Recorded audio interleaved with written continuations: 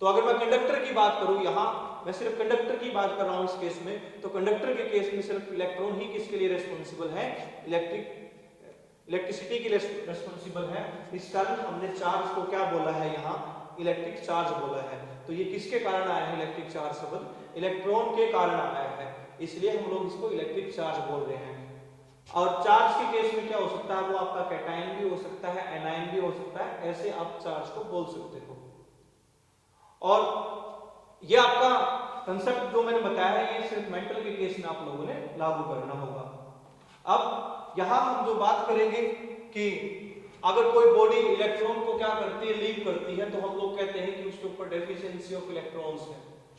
जैसे मान लीजिए आपके पास 1 लाख या 10 की पावर 31 क्या है, सोडियम के एटम्स हैं, और वो सोडियम के एटम्स क्या कर दें, सभी एटम यानी कि एक एटम एक इलेक्ट्रॉन को क्या करेगा, यहां लीव करें, क्योंकि यहां वैलेंस इलेक्ट्रॉन क्या होता है, सोडियम एटम के अंदर 1 होता है। तो कितने इलेक्ट्रॉन लीव हुए, यहां 10 की पावर 31 इलेक्ट्रॉन्स लीव होंगे।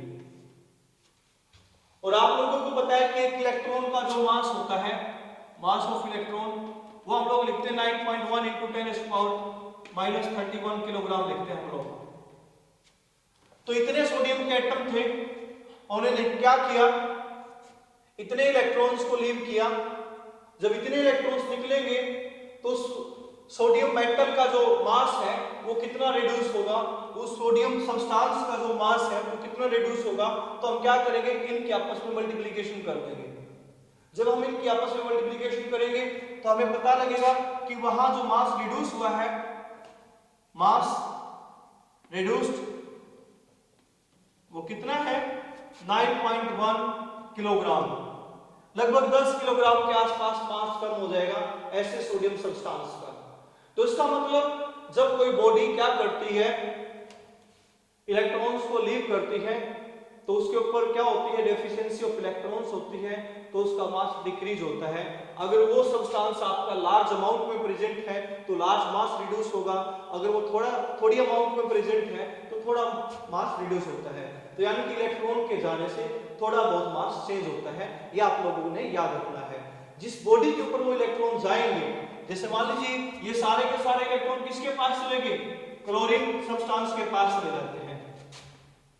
और जब ये क्लोरीन सब्सटेंस के पास जाएंगे तो कितना मास बढ़ा देंगे उस क्लोरीन सब्सटेंस का, 9.1 किलोग्राम मास बढ़ा देंगे।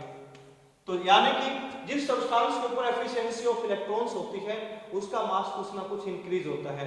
जैसे कि मैंने पहले बताया था, अगर थोड़ा सब्सटेंस प्रेजेंट है, थोड़ी सी क्वांटिटी प्रेजेंट है उस सब्सटेंस की, तो थोड़ा बहुत मास चेंज होगा, इंक्रीज होगा या डिक्रीज होगा। अगर वो ज्यादा क्वांटिटी प्रेजेंट है सब्सटेंस की, तो उस दौरान क्या होगा, ज्यादा मास चेंज होता है। तो आपने क्या पॉइंट ध्यान रखना है, यहाँ किसी बॉडी से, किसी सब्सटेंस से इलेक्ट्रॉन की डेफिशिएंसी होती है तो उसका मास स्लाइटली चेंज होता है, स्लाइटली डिक्रीज होता है। और किसी सब्सटेंस पे अगर इलेक्ट्रॉन की एफिशिएंसी होती है तो उसका मास क्या होगा, स्लाइटली इंक्रीज होगा। ठीक है, तो ये आपका टॉपिक है। और हम बात करेंगे क्वांटाइजेशन ऑफ इलेक्ट्रिक चार्ज के ऊपर न्यूमेरिकल से।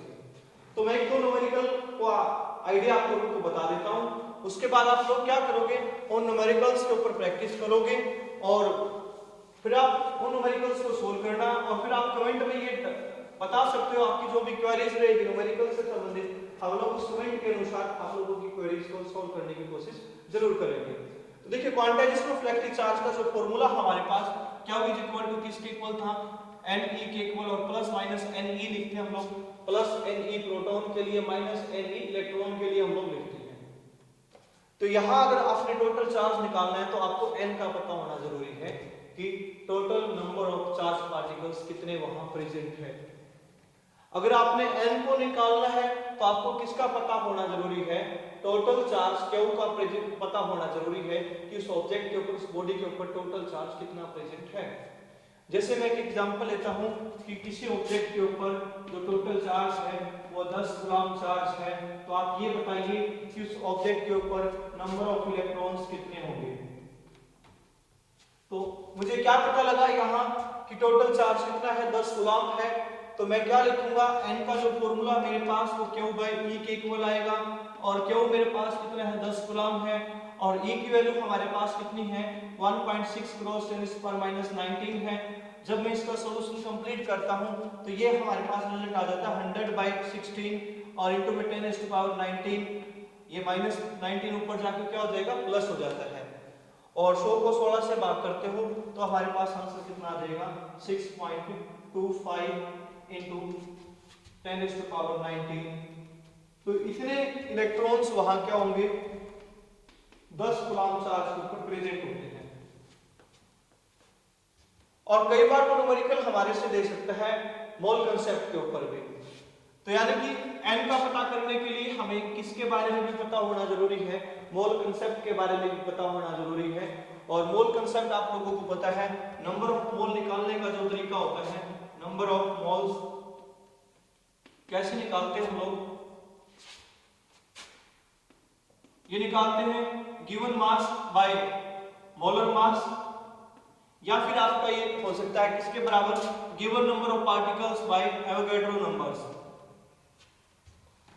और मैंने मान लीजिए given number of particles unknown है मेरे पास और ये मासेस के बारे में हमें बताया गया है, गिवन मास हमें बताया गया है, मोलर मास बताया गया है। तो मैं गिवन नंबर ऑफ पार्टिकल्स को कैसे निकालूंगा, n मेरे पास होगा किसके बराबर स्मॉल n यानी कि गिवन मास डिवाइड में मोलर मास यानी कि कैपिटल M और इनटू में एवोगैड्रो नंबर।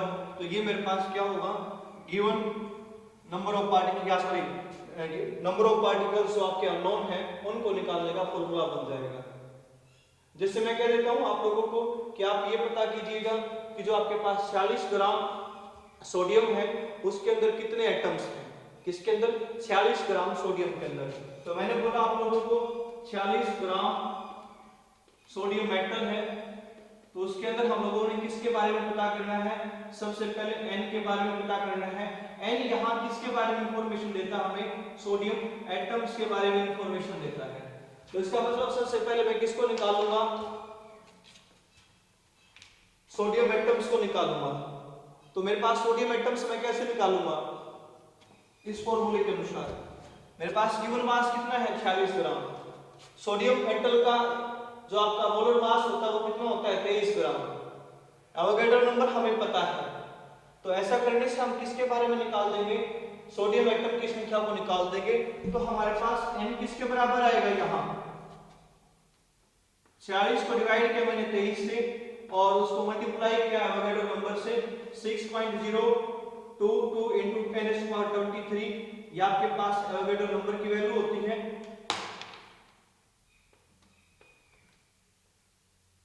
और उसके बाद हम लोगों ने क्या करना है, ऐसा करने से आपके पास किसकी संख्या आ जाएगी, सोडियम एटम्स की संख्या आ जाती है।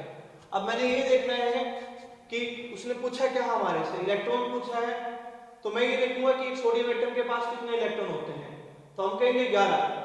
तो मैं क्या करूंगा कि इतने सोडियम एटम्स के पास कितने इलेक्ट्रॉन होंगे इसकी 11 से मल्टीप्लिकेशन कर दूंगा। तो हमारे पास यहां इस केस में टोटल नंबर ऑफ इलेक्ट्रॉन्स जो आएंगे वो 11 n के बराबर आ जाएंगे। अगर वो अब इसके ऊपर टोटल चार्ज पूछता है इन सभी इलेक्ट्रॉन्स के ऊपर, तो हम कैसे निकालेंगे, क्या is equal to 11 n e के बराबर, क्योंकि ये आपका n है यहाँ इस केस में, जो टोटल नंबर ऑफ इलेक्ट्रॉन्स है वो आपका स्मॉल n है। तो 11 n e हमारे पास क्या हो जाएगा इस केस में टोटल चार्ज हो जाएगा। तो ये कुछ इस तरह के न्यूमेरिकल्स वो आपको मोल कांसेप्ट के अनुसार भी बता सकता है, या डायरेक्ट वो चार्ज की वैल्यू आपको गिवन होगी और उसके अनुसार आप n की वैल्यू को निकाल लोगे। तो इस कुछ इस तरह के न्यूमेरिकल्स हमें बताएगा। इन न्यूमेरिकल्स के ऊपर आपको प्रैक्टिस करना और आप कमेंट में डाल के बता देना कि सर हमें ये न्यूमेरिकल्स समझाइए, बताइए। और मैं उम्मीद करता हूँ कि आप लोगों को जो मैंने कंसेप्ट बताए हैं वो अच्छे से समझ में आए हैं। और आप हमारे चैनल DS3 गोहाना को लाइक कीजिए, सब्सक्राइब कीजिए और आप कमेंट जरूर कीजिए कि आपको कितना % कैसे क्या समझ में आता है। आप सभी का धन्यवाद।